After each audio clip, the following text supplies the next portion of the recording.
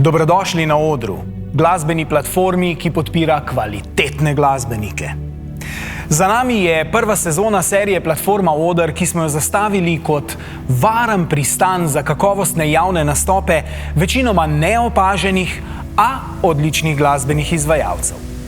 V današnjem medijskem vrvežu, resnici na ljubo, za marsikaterega ustvarjalca javni nastopi zaradi nedostopnosti predstavljajo resen izziv. A vrata na naš oder niso le priprta. Mi, kakovostni glasbi, naša vrata odpiramo na stežaj. Vsak glasbenik želi biti slišan. Vsak umetnik želi biti viden. Naš oder smo zgradili z enim samim namenom. Ponuditi prostor, kjer se lahko ustvarjalci odkrito in svobodno izrazijo.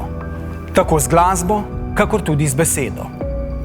Platforma Oder ni mega šov, ni zrežiran spektakel. Zamislili smo si jo kot intimen prostor čistih glasbenih doživetij. In prav tukaj, na tem mestu, ste z nami v preteklih 10 epizodah lahko doživeli zares vrhunske glasbene nastope. I used to take the time to find out what was wrong. Now I just keep on passing by, and all the pressure keeps on riding away. Times have changed for me, I love these busy days, and yes, I'm here to live.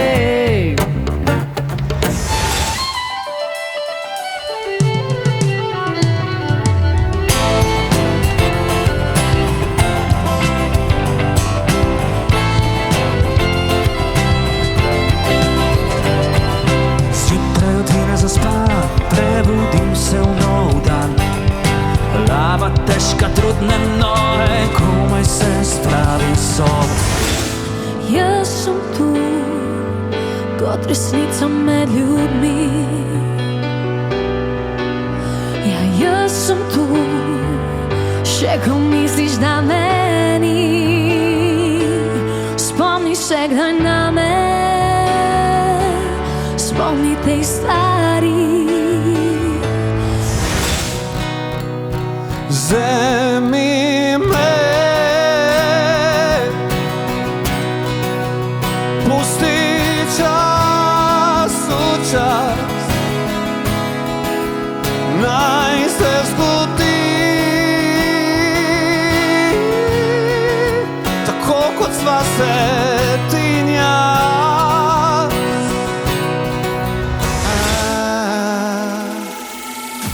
Ker ti ne veš, da rabim le še tvoj dotik, da se ta želja v meni znova prebudi. Ujemiva trenutek, to je najin čas, naj svet obstane, pojem si na glas. Mi reče, sej me ne boš pustil kar same, ne me vzet stran od tvoje mame. Kdo bo božal tvoje lase kot ti, kameno srce strte sanje. Kakšen zbujen dan, ko ob kavi sam sedim, čik pokadim in spominjam se stvari. Listi padajo z nebes, hvala, ker nocoj si moja, ta čarobna igres. Sono s tabo, noč je tvoja. Ne bom se vrnila, nikoli več si dovolila, tebe izgubila, jaz sem se za več rodila. In če pomlad nikoli več ne pride, bo z menoj čakala na jesen.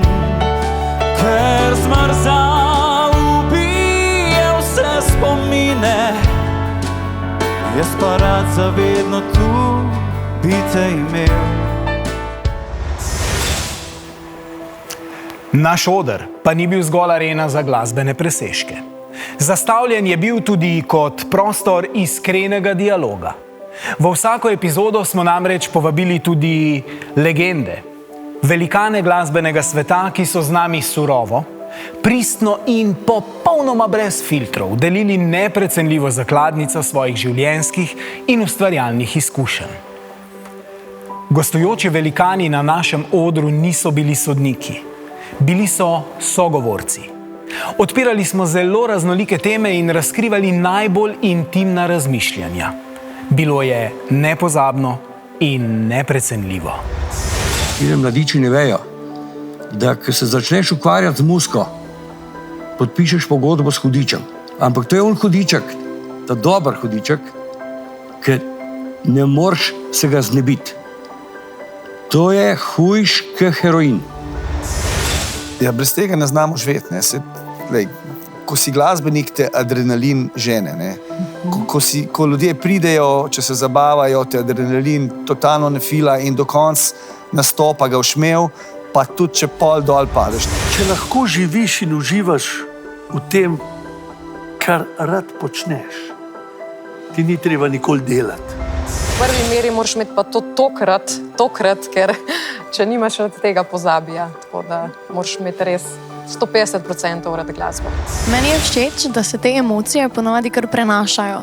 Da ko si ti sam sproščen, ko pripoveduješ neko zgodbo, enostavno se mi zdi, da potem takem ljudje to začutijo. Zame glavni izziv kot dirigenta, da poberem vso lepo energijo, ki jo glasbeniki pred mano manifestirajo, če smo že pri teh izrazih, in jo pošljem nežno k publiki, ne? In potem energijo oziroma feedback publike pošljem nazaj k glasbenikom, ki je to najlepša nagrada. Ne? Če imaš band, se sliši zelo dobro. Če pa ne, pa ti sam lahko odigraš. Ampak kaj je pesem je dobra, če lahko zaigraš samo za kitaro ali pa samo s klavirjem. Takrat je pesem res dobra. Če ne, če rabiš ti jo polepšavati z ostalimi inštrumenti, ostali inštrumenti ne bi samo nadgradili pesem, ne pa jo naredili. Je tako, če si pa samo talent za petje in samo od tega želiš živeti, je pa lahko potem to, kar se dogaja tu trenutno. O moj bog, res nočem biti morbidna pa negativna, ampak pač tako je, to je realno, tako. Da pa potem nastopaš zelo veliko na privatnih zabavah, na rojstnodnevnih zadevah. Zdaj pa, a to zelo fino, ne, ves ta trud, avtorske pesmi, ono tretje. Če ne dela v akustiki, pol ni komadno. To je najin princip, pač tako. Pač ono mora delati, če ga čisto slečeš ali pa če mu daš ne vem kako produkcijo. A sploh pri nastopih v živo in to se mi zdi, da če ne prepričaš publike, je vse zastonj, če ti dobro poješ, imaš dobre komade, tako da to je zelo pomembno. Če si pa enkrat na odru, pa vidiš feedback v njih par tisoč ljudi, pa če imaš še svoj komad, pa ti ga pojejo, lahko kar nehaš kitaro igrati. Si že... Kak je to občutek, heroin ti ne prime tok, no. Ja, to je dobro. Ne prime, tudi ta bel ne prime tok.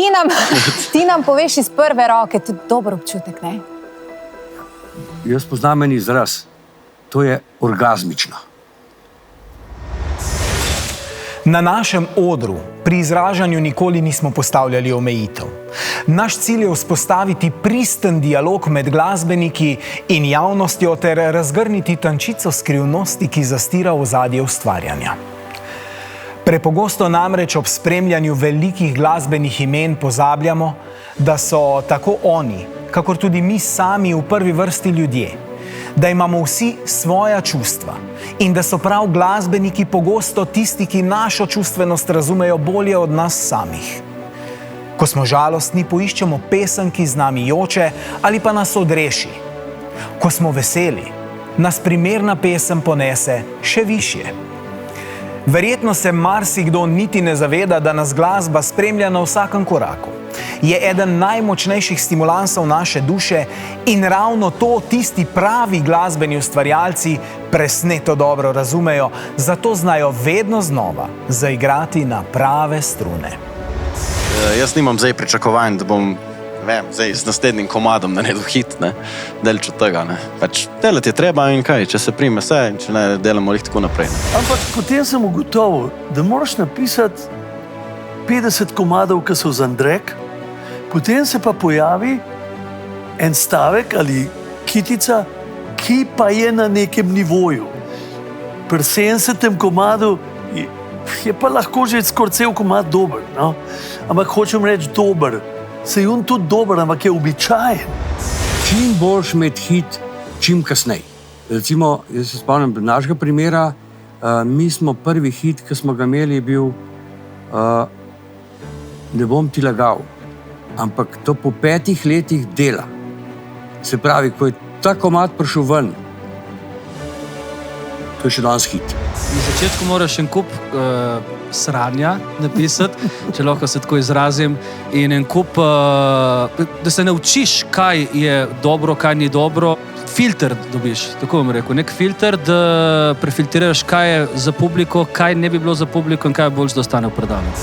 In zelo je vse nepomembno, kaj si naredil do prvega hita.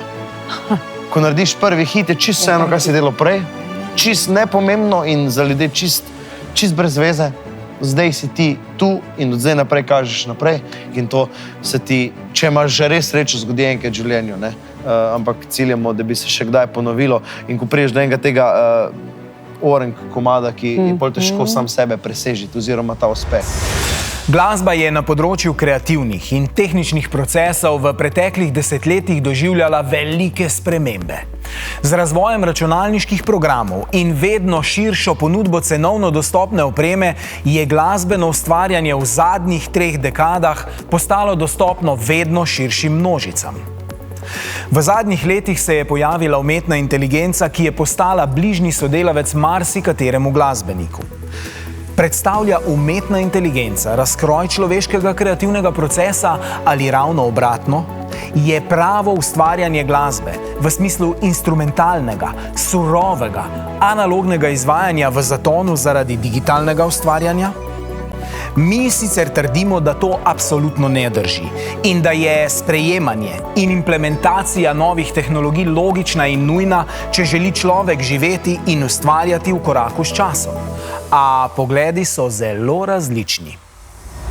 Jaz v bistvu nisem preveč pristaš te nove tehnologije, ker tudi zares nisem toliko vešč računalnikov in tega, tako da sem bolj za ta nek star način tudi v torbi vedno nosim s sabo zvezek, kjer si pišem tekste in to ne pišem sploh na telefon, ker se mi zdi to veliko boljš.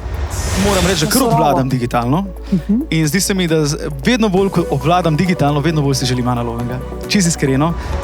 To, kar nastaja tako, da se usedeš kaj svem za en kompjuter, daš en ritem gor, pa začneš nekaj čarati. Ne. Zato je ta glasba postala tako plehka, ker dejansko ni nič not.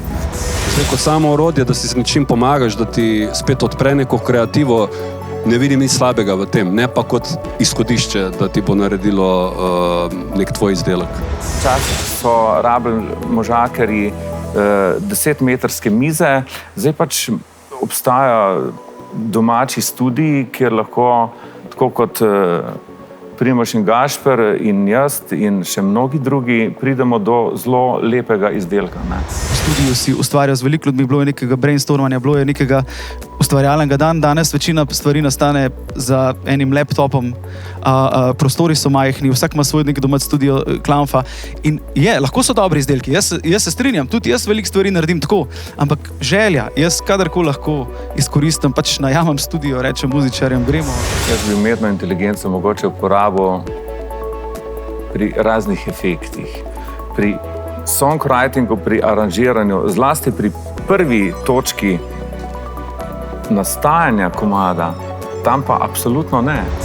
Umetna inteligenca, do neke meje. Do kje, Dejan? Kje je meja za tebe? Odvisno, kateri glasbi, akustični glasbi seveda ni te meja. Mogoče za pripravo raznih posnetkov AI zelo dobrodošel, ker lahko v zelo kratkem času narediš eno zelo spodobno zadevo, katero lahko predstaviš svojim producentom. Jaz bi pa približno takole. Znotraj glasbe mislim, da je umetna inteligenca, ali pa znotraj umetnosti, mislim, da moje stališče pač da nima kaj iskati, ampak smo pa zdaj na tej točki, da je to že toliko integrirano v naše življenje in toliko integrirano v vse skupaj, da se ji preprosto ne bomo mogli izogniti. Z razvojem spletnih platform se je spremenil pristop k doseganju javne prepoznavnosti. Javnosti je danes zagotovo veliko lažje pokazati svoja dela. Tudi naša serija ima svojo bazo na spletu.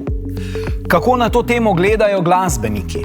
Dosega javne prepoznavnosti je danes za voljo spleta lažje dosegljiva, a morda je zaradi velike mase glasbenih del vse skupaj postalo še težje. Kako vplivajo na delo in prepoznavnost socialna omrežja? Tudi tu smo srečali različne poglede. Straši se lahko tisti, ki ne grejo s časom naprej. Pač smo v 21. stoletju in tako najverjetneje marsikateri glasbenik je 10 let nazaj rekel, jaz pa tega Facebooka, Instagrama, YouTubea, Google Adsov in podobnih zadev ne bom imel. Vsi, ki so tudi starejši glasbeni, pa ki so na sceni in v trendu, to vse uporabljajo. Ker moraš, ne? Ker moraš, zelo preprosto moraš. Takrat, ko smo mi začenjali, smo šli na televizijo Slovenija, Koper in Maribor. In nas je videla cela Slovenija. Mediji so nam zaprli vrata. Ne? Če ti prideš z eno produkcijo, ki je zakomplicirana ali pa takšna, ki jo oni ne zastopijo, niti ne prideš v izbor, da te zaigrajo. Ne? Svet je šel naprej in to je zdaj medij, na katerem večina ljudi posluša, oziroma razni te Spotify in streaming servisi in podobno. Jaz sem pa še zmeraj pristaš albumov. Jaz imam grozno rad, ko si vzameš čas za pesmi in jih poslušaš tako, kot je avtor si zamislil, pa celo zgodbo. Okay, ena dobrobit je Facebook pa Instagram, ki se tam lahko predstaviš, ampak ogromno ljudi pa tega niti ne gleda. Zdaj tako, jaz imam pač tistih 5000 sledilcev na profilu, pa nekih 10 000 na pageu. Vse to mi rihta moja Mirjam, žena, ki mi pač pomaga, da sem digitalen. Mislim, da če gremo na nek TikTok ali pa Instagram in gremo pač gledati te krajše vsebine, včasih ne vemo več, kaj je zares bilo posneto in kaj je sam bilo neki tako zgenerirano. Ker moramo mi pol glasbeniki se ukvarjati z dosti drugimi stvarmi kot z glasbo. Ne? Pač ne moraš ni snemati reelse in TikTok in novo in ono, da sploh tvoja glasba ima možnost, da pride do ljudi. Kako pa danes punce? A preko Facebooka, Instagrama, kako ti komuniciraš z njimi? Ja, vse te platforme treba uporabljati. Ne? Da, dragi moji, glasba je esenca našega vsakdana in zelo pomemben element našega počutja. Ni življenjsko nujna, a vseeno je vse prisotna. Zato je nastala platforma Oder. Zaradi pomena, ki ga v sebi nosi glasba. Za glasbenike, za vse glasbene sladokusce in vse tiste, ki spoštujete kvalitetno glasbo. V jeseni se vračamo z novo, drugo sezono platforme Oder, s katero bomo še naprej raziskovali glasbeni svet, vam ponudili nova glasbena doživetja in se na ta način poklonili vsem izjemnim glasbenikom in eni najbolj pomembnih, nenujnih stvari v našem življenju – glasbi. Sledite nam, prilepite nam kakšen všeček, seveda, če smo vam resnično všeč, in predvsem uživajte v kvalitetni glasbi.